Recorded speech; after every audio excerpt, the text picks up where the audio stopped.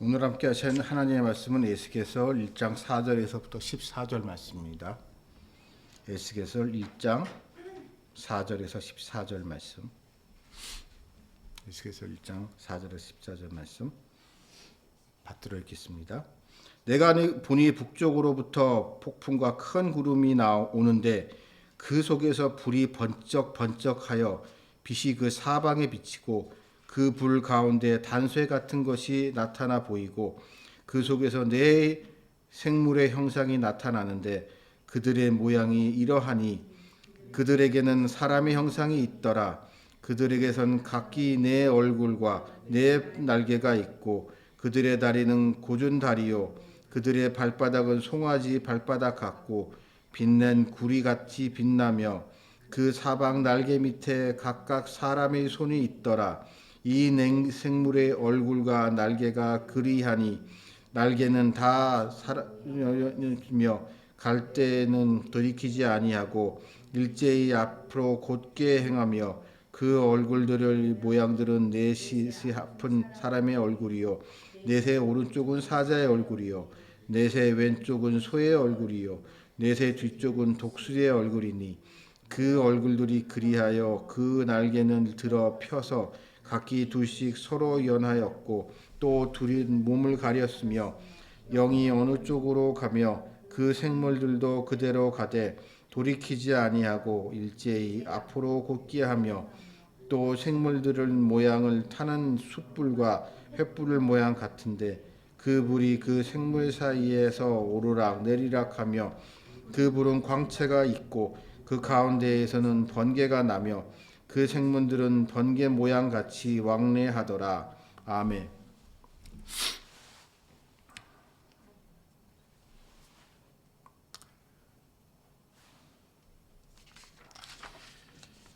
우리는 우리에게 있어서 믿음이라는 것, 하나님을 믿는다는 것은 중요한 거죠. 그렇기 때문에 우리의 믿음의 대상이신 하나님이 어떠한 분이신가 또한 우리에게 매우 중요합니다. 우리의 믿음이 올바른 믿음이 되기 위해서는 무엇보다도 우리의 믿음의 대상이신 하나님이 올바라야 되기 때문이죠. 어찌 보면 우리 같은 건전한 그리스도인이 아닌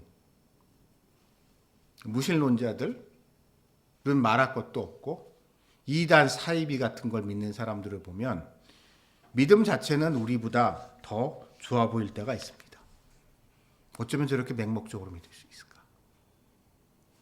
그래서 그들의 믿음이라는 것 자체는 대단해 보일지 모르더라도 문제는 그들의 믿음의 대상인 그들이 하나님이라고 부르고 있는 그 믿음의 대상이 잘못된 것이고 그 믿음의 대상을 잘못 이해하고 있기 때문에 그들의 믿음은 구원에 이를 만한 참된 믿음이 될 수 없는 거죠.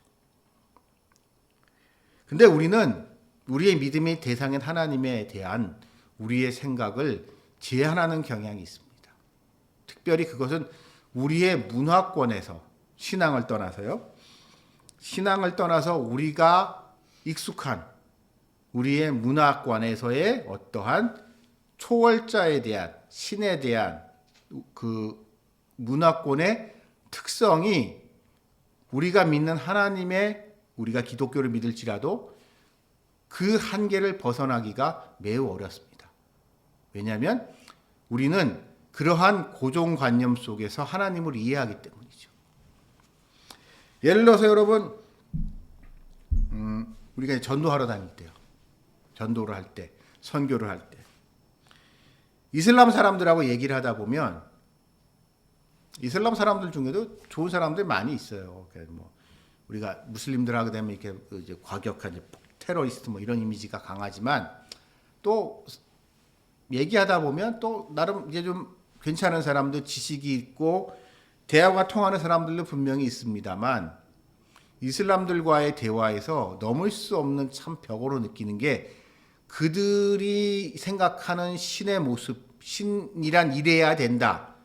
그러니까 그 사람들도 이제 자기네들이 하나님을 믿는다고 생각하는 주장을 하는데요. 그 사람들이 생각하는 신, 알라에 대한 고정관념, 그들의 문화권 속에서 만들어진 그것은 우리와 너무 많이 다르기 때문에 그것을 뛰어넘기가 참 어려워요. 특별히 우리의 믿음의 대상이신 예수님에 대해서 하나님의 아들이시며 그 동일 본질이신 하나님이신 예수님에 대한 이야기에 있어서 이슬람 사람들의 기본적인 사고방식은 이해를 못해요. 예수님이 대단한 사람이라는 건 인정하겠는데 사람은 사람이고 하나님은 하나님인데 어떻게 하나님이 인간이 될 수 있냐는 그런, 어떻게 보게 되면은 그들의 상식선에서는 당연한 얘기죠. 우리 기독교의 사고방식은 하나님은 초월자이기 때문에 하나님은 본인이 원하면 인간이 될 수 있다라고 생각하는 게 우리 기독교의 생각인데, 이슬람들의 생각은 하나님은 하나님이시기 때문에 하나님이 인간이 되는 순간 하나님이 아니다라고 생각을 하는 거예요, 그 사람들은. 이러한 생각의 차이, 기본적인 생각의 차이를 참 극복하기가 어렵습니다. 또 이렇듯 우리가 가지고 있는 고정관념, 하나님에 대한 고정관념은 특히 문화적 배경 속에서 어려서부터 우리에게 주입된 하나님은 이런 분이시다라고 생각하는 것을 뛰어넘기가 참 힘든데, 그 중에 한 사람이 오늘 우리의 말씀의 주인공이 되고 있는 이 에스겔입니다. 지난주에 살펴봤듯이 에스겔은 제사장 집안 출신이에요. 성전 제사를 지낼 아마 엘리트 제사장 집안의 출신으로서 제사장이 될 훈련과 준비를 받고 있었던 사람으로 추정이 됩니다. 그렇기 때문에 그는 어떻게 보면 대대손손 어떻게 이렇게 몸에 배어 있죠. 여호와 하나님을 섬기는 것, 제사를. 여러분, 우리가 보기에는 이 성전 제사라는 게 별거 아닌 것 같아도요, 그러니까 정말 힘든 일입니다. 성전 제사에서 꼭 해야 되는 게 뭐죠? 제물을 바치는 거예요. 제물을 잡는 거예요. 제물을 잡는 건데, 여러분 혹시 제물엔 꼭 피 흘려서 뭔가 잡잖아요. 근데 어떠한 동물을요 잡는다는 건 정말 힘든 일입니다. 여러분 닭 한 마리 잡으시겠어요? 닭 한 마리? 아무것도 아닌 그 닭 한 마리를 잡는 것도요, 여러분, 막상 닭을 잡으려고 하게 되면 그 죽지 않으려고 발버둥 치는 닭을 잡는다는 게 생각보다 참 힘듭니다.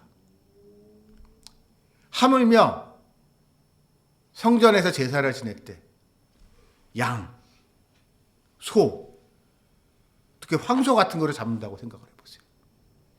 이거를요 그 자리에서 잡아서 각을 떠서 이렇게 제물을 갖다가 율법책에서 요구하듯이 말씀하셨듯이 그렇게 다 뭐 이렇게 각을 뜨고 뭐하고 그걸 해가지고 다 제사를 드린다는 거예요. 이거 보통 정성이 아닙니다, 여러분.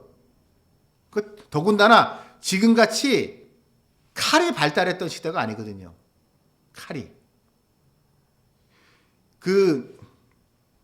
오늘날에 우리가 이제 야금술이 발달이 되면서 좋은 칼이 있어서 그 좋은 칼 가지고 이렇게 뭐 고기를 자른다든가 이런 게 쉬워졌지만은요, 이게 그렇게 오래된 얘기가 아닙니다. 오래된 얘기가 아닌 게 제가 이제 일전에 봤던 이야기인데, 대장금이 한참 히트했을 때요. 괜히 그런 거가 이제 잘 나가게 되면 이제 시비 터는 인간들이 있잖아요. 꼭 뭐가 잘 나가면 시비 터는 인간들이 있는데, 그 시비 터는 사람이 흥미로운 얘기를 하더라고요. 궁정에서 임금님 수라상을 준비하던 거는 남자들이 하던 일이라는 거예요. 여자는 조선시대 때까지만 해도 이 칼이라는 게 오늘날과 같이 이렇게 뭐라고 해야 돼, 스테인리스 칼이라든지 이런 게 아니라 좀 무쇠고 칼이 금방 무뎌지고 금방 노숙길 때문에 이 칼을 잘 갈아가지고 아주 잘 갈아서 그렇게 고기를 소, 돼지 같은 이런 것들을 그때그때 잘 잡아가지고 음식을 그렇게 정교하게 한다는 게 엄청나게 고도의 테크닉과 더불어 엄청나게 힘이 많이 필요했던 일이기 때문에 여자들은 그런 일을 못했대요. 그래서 이런 거를 전부 다 남자가 했었기 때문에 대장금의 장금이 그거는 고증이 잘못된 거다라고 해서 시비 터는 글을 본 적이 있는데 제가 흥미롭게 봤던 글인데, 이렇듯 이런 그거보다도 1000년 거의 2000년 전이었던 이 오늘의 이 말씀 속에 이 배경 속에 이 시대 같은 경우는 이 제사장으로서 이렇게 제물을 바친다는 것은 정말 힘든 일이었을 겁니다. 근데 그런 거를 해가면서 이제 여호와 하나님을 섬기는 가업을 이을 준비를 했던 에스겔에게 있어서 하나님의 모습, 여호와에 대한 그가 배운 것은 율법에 나와 있는 하나님이겠죠. 특별히 모세 오경에 나와 있는 하나님입니다. 지금 우리는 성경이 이게 최종적으로 구약 성경이 편찬된 걸 봤기 때문에 뭐 이런저런 예언서, 시가서 모두 다 있지만, 여러분 구약 성경 시대의 성경, 구약 성경 율법은요 모세 오경만 율법이에요. 모세 오경만. 나머지는 그냥 기록이었을 뿐이고 모세 오경만 특별한 신성한 글이었는데, 이 모세 오경을 어려서부터 당연히 배우면서 외우면서 제사장에게 중요한 임무 중에 하나가 이 율법의 구전 전승이기 때문에 율법 구전 계속 듣고 이랬을 텐데, 외우고 이랬을 텐데, 거기서 나와 있는 하나님의 모습은 어떻죠? 구약 우리가 이제 모세 오경에 나와 있는 하나님의 모습. 우리 이제 대표적으로 생각나는 게 모세에게 나타난 떨기나무 가운데 불로 나타나신 하나님 생각이 날 것이고, 아니면 아브라함에게 음성으로 나타나신 현몽 꿈 같은 거로서 음성으로 들리시는 그런 하나님 생각날 수 있을 거고, 아니면 모세가 시내산에서 만난 구름 속에서 그 어렴풋한 뒷모습만 봤던 그 하나님밖에 없단 말이에요. 그렇기 때문에 그런 거를 어려서부터 배우고 자란 에스겔에게 하나님의 모습은 딱 그런 모습이었을 겁니다. 더군다나 하나님의 모습을 본 사람은 죽는다 고 믿었기 때문에 하나님의 모습을 그러니까 하나님의 모습을 볼 엄두 자체를 못 내는 거죠. 그리고 하나님의 모습을 볼 수 없을 거라고 생각했을 거고, 그냥 우리가 알고 있는 구름, 불 이런 거로 통해서 하나님의 임재가 있다는 것 정도만 알 수 있지, 그 이상 자세한 하나님의 모습은 감히 꿈도 못 꾸는 그랬던 에스겔에게 하나님이 나타나신 겁니다. 에스겔 입장에서는 황당한 거죠. 에스겔은 제가 에스겔 입장이게 되면 이랬을 것 같아요. 저게 하나님 맞아? 여호와 하나님 맞아? 여호와 하나님이라면 저게 뭐지? 저게 뭐야? 막 눈 껌뻑껌뻑하면서 그런 상상할 수 없는 모습으로 여호와 하나님이 그 앞에 나타나셨습니다. 근데 여기에는 그러면서 이 에스겔은 그 전에 자신이 가지고 있었던 율법의 틀에서 벗어나게 됩니다. 즉 오늘 이 말씀을 통해서 하나님은 선지자 에스겔에게 나타나시면서 그의 고정관념부터 깨트리고 나타나시는 거예요. 그럼 왜 하나님께서는 그의 고정관념을 깨트리셨을까라는 것을 한번 생각을 해봅니다. 제가 이제 사람들과 이야기를 하다 보면 교회를 다니시는 분도, 그러니까 교회를 안 다니는 분들하고 대화할 때도 있겠지만 교회를 다니는 사람들하고 이야기를 할 때도 어려울 때가 어느 경우냐면 그 사람이 생각하고 있는 고정관념 속에 하나님에서 벗어난 그러한 하나님에 대한 이야기를 할 때 사람들은 매우 불편해합니다. 예를 들어서 제가 좀 제 개인적인 얘기 좀 하겠습니다. 저는 이제 제가 목사가 되기 전에 좀 더 정확히 말하면 주의 종의 길을 걷겠다고 결심하기 전에 많은 사건 사고들이 있었습니다. 저에게도 이런저런 우여곡절들이 많았고 어려운 시기들이 있었죠. 어려운 시기들이 있었는데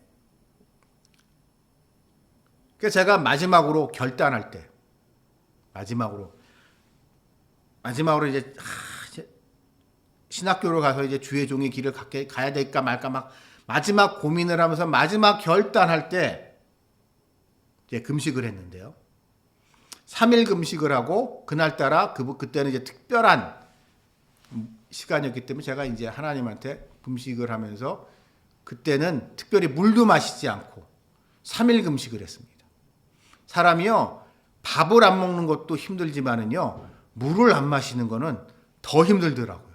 3일 동안 물 한 모금 안 마시고 버티니까는요, 정말 힘들었는데,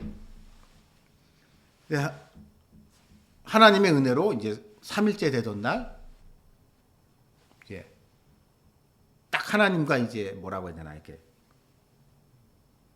뭐 하늘문이 열린다고 보통들 하는데, 하나님과 이거 어떻게 딱 만나는 무슨 시간이 있었어요. 그때 제가 하나님, 제가요, 하나님 하라면 할 텐데요. 주의 종의 길을 가라고 가면 가긴 할 텐데요. 저 있잖아요, 진짜. 저 진짜 돈 없이는 못 살 것 같아요. 난 다른 목사님들 같이 돈 없고 고생하는데 행복할 자신이 없습니다. 라고 정말 그런 얘기가 저한테 이렇게 툭 튀어나왔는데 그때 그냥 저한테 들었던 응답이 알겠다. 걱정 마. 오케이. 알겠어. 하고 하나님이 저한테 그런 응답을 주셨어요.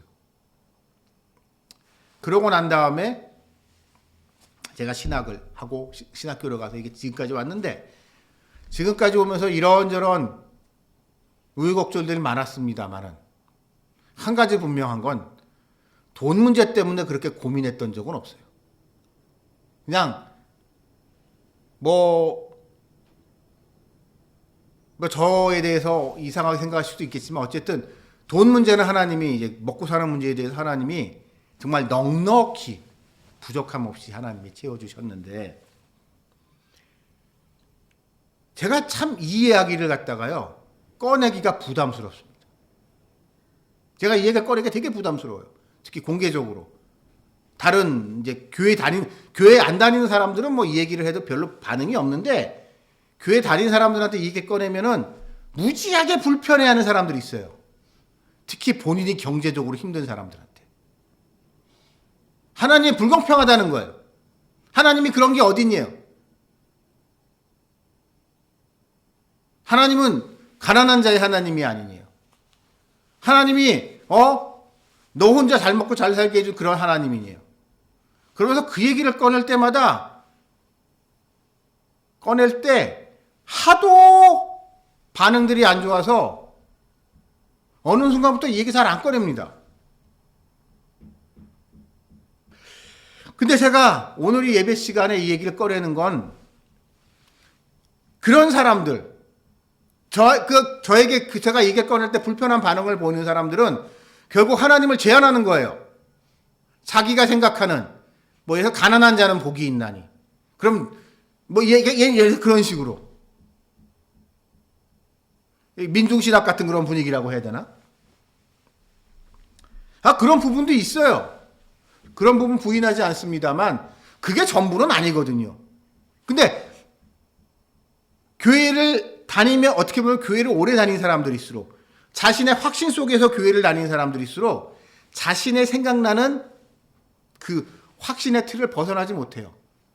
반대로 번영신학에 미쳐있는 인간들, 기복신앙에 미쳐있는 사람들 같은 경우는 반대로 경제적으로라든지 뭐 세상적으로 어려움을 겪는 사람들에 대해서 교회를 잘 다닌다든지 이런데도 교회를 잘 다니고 신앙생활을 잘함에도 불구하고 경제적으로나 사회적으로 뭔가 고난과 어려움을 겪는 사람들에 대해서 아주 당연하게 예수 하나님한테 벌 받았나 보네. 뭐 벌 받을 짓 했나 본데 하나님이 뭐 너 벌 줄만 하니까 벌을 그런 거지. 너 죄 지은 거 있으면 죄 지은 거 없냐? 라고 하면서 꼭 욥의 친구들과 같은 소리를 하는 사람들이 많이 있습니다. 번영신앙, 일명 기복신앙으로 자신의 신앙을 한정하는 사람들. 이런 식으로요. 오히려 신앙생활을 더 열심히, 그러니까 그 신앙이라는 것은 자기의 틀 안에 있는 신앙이면 신앙일수록 더 그런 거죠. 그런 사람들일수록 어찌 보면은 교회의 가장 큰 해입니다. 차라리 모른다고 하는 게 나아요. 아는데 하나만 아는 거예요. 하나만. 자기가 아는 하나님. 하나님이 그 사람의 경험 속에 제한되십니까? 아니에요. 그 사람이 알고 있는 거에 제한돼요? 아니에요. 하나님은 가난한 자의 하나님이시기도 하지만 부자의 하나님이시기도 해요. 내가 저 사람을 가난하게 했으면 가난하게 만드는 거고요. 저 사람을 부자로 만들고 싶으면 부자로 만드시는 거예요. 그것이 하나님이 그 사람을 가난하게 했다고 해서 그거에 대해서 우리 인간이 평가할 수 없는 거고, 반면에 하나님이 그 사람을 부자로 만들었다고 해서 우리가 뭐라고 할 수 없어요. 하나님 불공평해. 왜 저 사람이 나보다 잘난 게 뭐 있다고 저 사람은 저렇게 부자가 되게 해주시고 나는 왜 이러고 살게 해주세요. 저놈이 얼마나 나쁜 놈인데 왜 저 사람만 그렇게 잘 살게 해주세요. 라고 하면서 불만불평하는 인간들 많은데, 그거만큼 그러니까 차라리 교회를 안 다니는 사람들이, 머리에 빨간 티 띠르고 있는 노조 애들이, 뭐 이런 애들이 그러면은 차라리 나 이해하겠는데, 교회를 다닌다는 인간들 조차도 그런 인간들이 많고, 더 심하게 말해서 그런 인간들의 아멘 소리에 환호하고 있는 이상한 목사들도 많아요.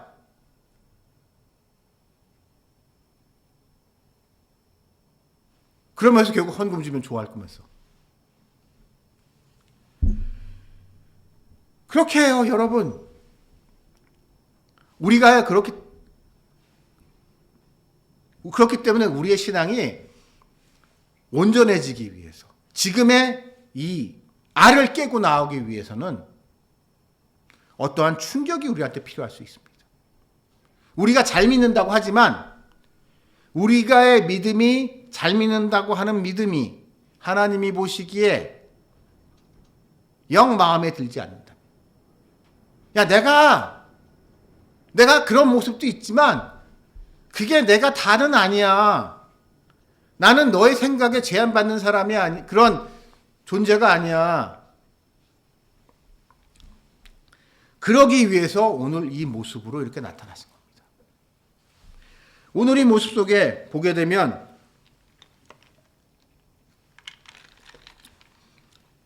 솔직히 오늘 이 본문 보면 그렇지 않으세요? 읽기는 읽었는데 뭔 소리인지 모르겠어요. 이게 머릿속에서 뭔가 딱 그림이 안 그려져요. 이게 어떤 이미지가 안 떠올라. 뭐 4가지 형상으로 나왔다는데, 하나는 뭐 사람의 얼굴이고 사자의 얼굴이고 소의 얼굴이고 독수리의 얼굴이고 뭐 날개가 이렇게 있고 뭐 빛나는 거고 뭐 하는데, 이게 뭐지? 뭐가 있긴 있는 것 같긴 한데, 뭐지? 다리가 있고 뭐 송아지도 있고 뭐 이것 튀어나오고 저것 튀어나오고 한지 아마 우리가 이해가 잘 안 되는데, 이 글을 쓴 에스겔은 오죽했겠습니까? 에스겔이 뭔가 보긴 봤어요. 자기 눈에 보여요. 이 보이는 거에 대해서 기록을 남겨야 되는데, 말씀을 남겨야 되는데, 이게 참 좋기는 한데 뭐라 말할 수는 없고 그냥 자신의 사용할 수 있는 언어의 한계라고 해야 되나요? 그가 사용할 수 있는 언어의 한계 속에서 최선의 표현을 가지고 이렇게 묘사를 했습니다. 그렇기 때문에 이 모습 하나하나를 지금 우리가 정확하게 이해하는 그건 불가능합니다. 그건 불가능해요. 그냥 뭔가 이렇게 이런 모습, 뭔가 이렇게 상상을 할 수 있지만 가끔 이제 저는 그런 분들이 있어요. 이렇게 약간 근본주의자들, 원리주의자들 중에 이런 문구를 너무 문자적으로 해석을 해서 너무 문자적으로 생각해가지고 무슨 뭐 이걸 그림으로 뭐 그리고 뭐 형상으로 뭐 이렇게 이미지로 하시고 이런 분들이 있는데요. 저는 그거 반대합니다. 그거는요. 이건 말로 표현할 수 없는 기이한 것이, 말로 표현할 수 없는 언어의 한계 속에 스스로 언어의 한계 속에 있는 이러한 표현을 가지고 이걸 정확하게 뭐로 하겠다? 말도 안 되는 소리예요. 다만 우리에게 확실한 것은 에스겔이 평소에 상상하지도 못했던, 꿈도 꾸지 못했던 아주 희한한 모습으로 하나님이 나타나셨다는 거고, 그 하나님의 모습에는 여러 가지 모습이 있었다는 거예요. 단층적인 모습이 아니라 복합적이고 통합적이면서도 입체적인 다양성 속에서 하나님이 나타나셨다는 거예요. 그럼 입체적인 다양성 속에서 나타나는 특징이 무엇일까를 우리 한번 찾아봐야 되는데요. 오늘 이 말씀 속에서 등장하는 이 여러 해괴한 이야기들, 해괴한 모습들의 공통점이 뭘까요? 우리가 보기엔 공통점 하나도 없는 것 같습니다. 거기에는 한 가지 흥미로운 사실이 발견됩니다.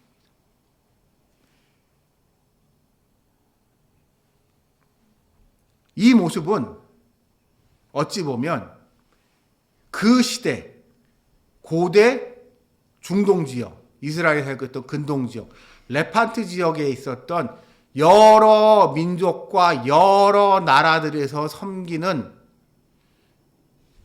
신들, 신성함, 거룩함, 강함을 상징하는 여러 수많은 상징들이 있었을 거 아니에요. 그 수많은 상징들이 다 나타났다는 거예요. 그게 섞여 있었다는 거예요. 예를 들어서 이런 거죠. 여기 보게 되면 송아지 얘기 나옵니다. 그렇죠? 소 같은 얘기 나옵니다. 그럼 우리 익숙한 사람들이 소하게 무슨 생각 떠오르죠? 금송아지. 금송아지는 어디서 유래했죠? 이집트, 애굽 사람들에게 있어서 풍요와 다산의 상징이었던 그 금송아지, 송아지. 이러한 모습. 반면에 사자를 중요한 자신들의 토템이라고 해야 되나요? 토템이 뭔지 아시죠? 마치 우리나라로 말하면은 우리 단군 신화 속에서 단군 신화에서 곰하고 호랑이 같은 이런 각 민족마다 섬기는 신 중에 사자를 섬기는 중요한 세력, 아스리아인들. 이런 식으로 그 당시에 강대국들, 좀 한끗발 하던 민족들은 서로 자신들이 생각하는 어떠한 강력함과 어떤 권위와 권능을 표시하기 위한 이런저런 상징들을 사용을 했는데요. 그런 상징들에서 골고루 다양하게 사용되던 모습이 오늘 이 말씀 속에서 이렇게 우리 지금 짬뽕이 돼서 나타난 거예요.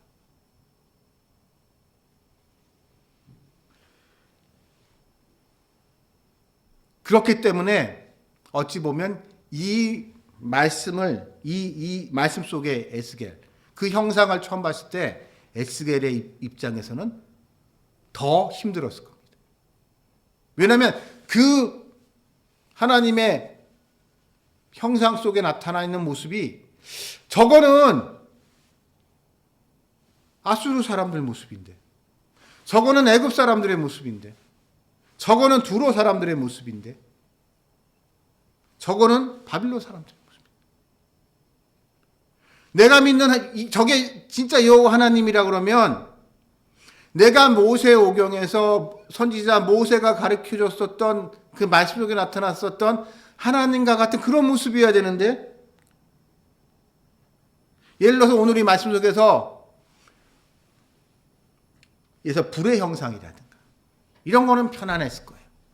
불꽃, 번개 이런 거는 모세에게 나타났을 때 그런 모습이 나타났었기 때문에, 그래서 그런 모습만 나타나야 되는데 그런 모습 속에와 더불어 저런 모든 다른 동네, 별로 평소에 에스겔 입장에서는 우상이라고 생각했었던 것을, 그래서 우상 숭배라고 생각했었던 그런 것들조차도 거기서 나타났을 때 그가 품게 됐었던 그 당혹스러움을 한번 생각을 해봅시다.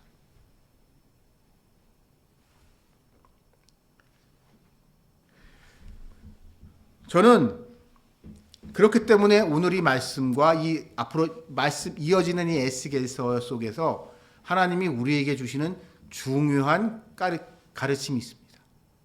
이것은 이 에스겔서뿐만이 아니라 에스겔서와 함께 있는 앞에 나오는 우리 성경 순서대로 따지면 에스겔서 앞에 나오는 예레미야나 이사야도 마찬가지인데, 그러면 대선지서라고 하는 거죠. 이 대선지서에서 동일하게 하나님이 그들에게 강조하시는 게 있어요. 그것은 나는 아브라함의 하나님, 이삭의 하나님, 야곱의 하나님, 너희 민족 이스라엘의 하나님 여호와지만 너희만의 하나님이 아니다. 난 창조주 하나님이다. 너희가 평소에 멸시천대하고 부정하다고 생각하고 했었던 너희 이웃 나라들 뿐만이 아니라 이 세상에 존재하는 모든 것들이 하나님이다. 나는 너희의 민족 의식 속에 갇혀있는 그런 하나님이 아니다. 나는 너희 이스라엘 사람들이 하나님이기도 하지만 나는 아수르인들의 하나님이기도 하고 애굽인들의 하나님이기도 하고 바빌론인들의 하나님이기도 하다. 그 중에 하나 내가 너를 택해서 지금까지 너희와 함께 했을 뿐 나는 너희만의 하나님이 아니다라는 것을 하나님은 그들에게 강조하고 계십니다. 왜? 이제 그들에게는 민족의 왕국의 성전의 예루살렘의 물리적 한계를 뛰어넘어 열방으로 뻗어나가야 하는 시기가 다가왔기 때문이죠. 그들의 고정관념은 이거였습니다. 다신교 사회에서, 다신교 사회죠. 각 민족마다, 각 국가마다 자기네들의 수호신이 있고 자기네들의 토템이 있고 자기네들이 믿는 신이 있고 그것이 그들의 신이고 그들의 하나님이고, 그런 다문화, 그러니까 다신교 사회 속에서 지금의 인도와 같은 그런 사회 속에서 이스라엘 사람들은 그 중에 하나인 여호와 하나님이 믿는다고 생각했었다면 아니다라는 거예요. 그런 다른 것들은 뭔가 신같이 보이는 것, 저거 다 부질없는 것이고, 그게 신 중에 등급이 낮고 높고의 높은 신, 잡신의 문제가 아니라 그건 신이 아니다. 나를 저런 것들하고 비교하지 마. 라고 하나님은 말씀하고 계시는 거예요. 그리고 그래야만 그들이 그들 앞에 놓여 있는 이 70년간의 바빌론 포로 생활. 자, 그 전까지는 성전이라는, 그 다음 성전이라는 종교 결론과 다윗 왕조라는 국가 권력의 테두리 속에서 사람들은 별다른 고민할 필요 없어요. 그냥 그 사회 시스템대로, 그 사회 시스템이 당연히 안식일은 주일 성수밖에 없는 거였고, 부정한 음식은 먹고 싶어도 뭐 그 동네에 아예 없는 거죠. 마치 지금 여러분 비유하자면 우리가 중동 지역을 가서 봅시다. 중동을 가서 보자고. 돼지고기 먹고 싶어도 먹을 수 있어요? 술 먹고 싶어도 먹고 있어요? 못 먹어요. 왜냐하면 그 사회 시스템이 아예 그런 걸 못하게 되어 있기 때문에. 그러니까 이슬람들 기준으로는 할랄 아니면 아예 안 되기 때문에. 유대인들로 따지면은 코셔밖에 안 되기 때문에. 유대인들이 이렇게 정하고 부정한 거 나누는 게 코셔잖아요. 유대인들 입장에서는 모든 게 다 코셔인 거예요. 코셔 마크 같은 게 왜 생겨요? 코셔 아닌 것들이 많으니까. 그 중에 어느 게 진짜 코셔만 골라서 먹으려고 유대인들이 코셔 마크라고 하잖아요. 코셔 이런 거 갖다가 만든 거고. 그걸 보고 이슬람들이 요렇게 보고 이제 저거 괜찮아 보이네 해가지고 이제 할랄 마크 같은 걸 만들어가지고 하는 건데, 그런 사회에서 이제 그럴 수 없는, 그러기 위해서는 대가를 치러야만 하는, 마치 다니엘과 세 친구들과 같은 처지에 그들이 놓이기 때문에 그들은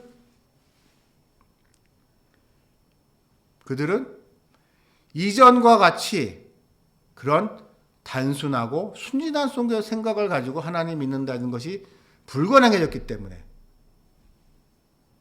에스겔에게 이러한 파격적인 모습으로 나타나십니다.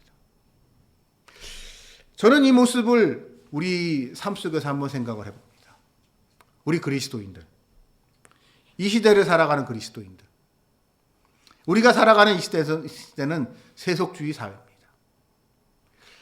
세속주의가 사회가 가지고 있는 두 가지 모순적인, 그러니까 상치된 모습, 상호 모순적인 모습이 한편으로는 종교의 자유를 보장한다고 하지만 다른 한편으로는 종교를 인정하지 않는 두 가지 모습이 우리에게 상존해요.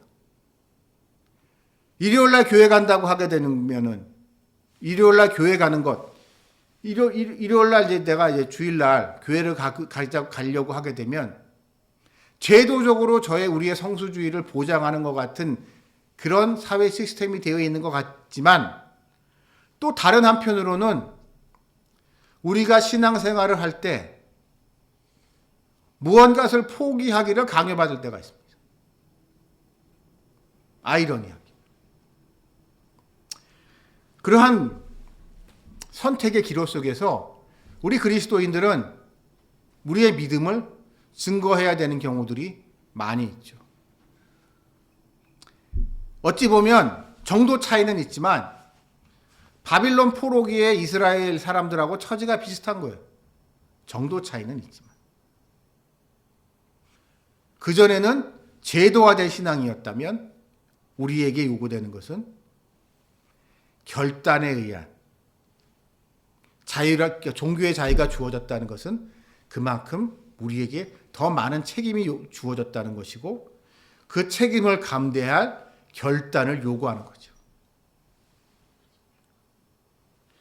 그래서 오늘 이 말씀은 우리에게 중요한 가르침을 주고 계십니다. 지금 우리는 살아가면서 수많은 선택의 기로에 놓이게 됩니다.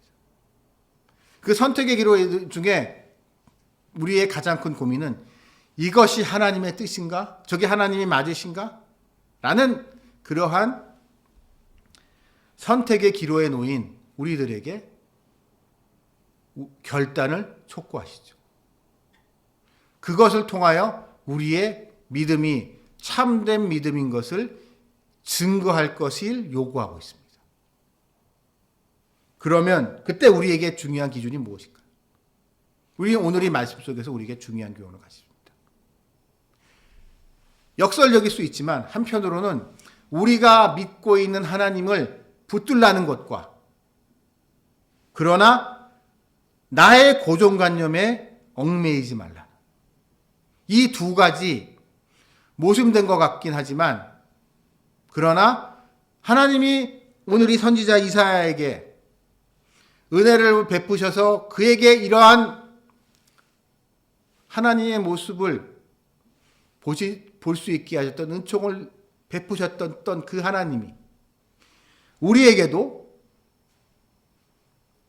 같은 은혜 베풀으실 것이기 때문에 이러한 요청을 우리 하고 계시고, 그렇기 때문에 이 선지자 이사야와 같이, 선지자 에스겔과 같이 우리의 이 절박한 현실, 우리가 얼마나 이 험한 세상에서 포로와 같은 삶을 살고 있는지를 자각하면서 간절한 마음을 가지고 주님께 매달릴 때 은혜를 주실 것이라는 것을 확신하시면서 오늘 하루도, 그리고 여러분의 매 순간 속에서 흔들리지 않으시기를 주님의 이름으로 축원합니다. 같이 기도드리시겠습니다. 하나님 아버지 감사합니다.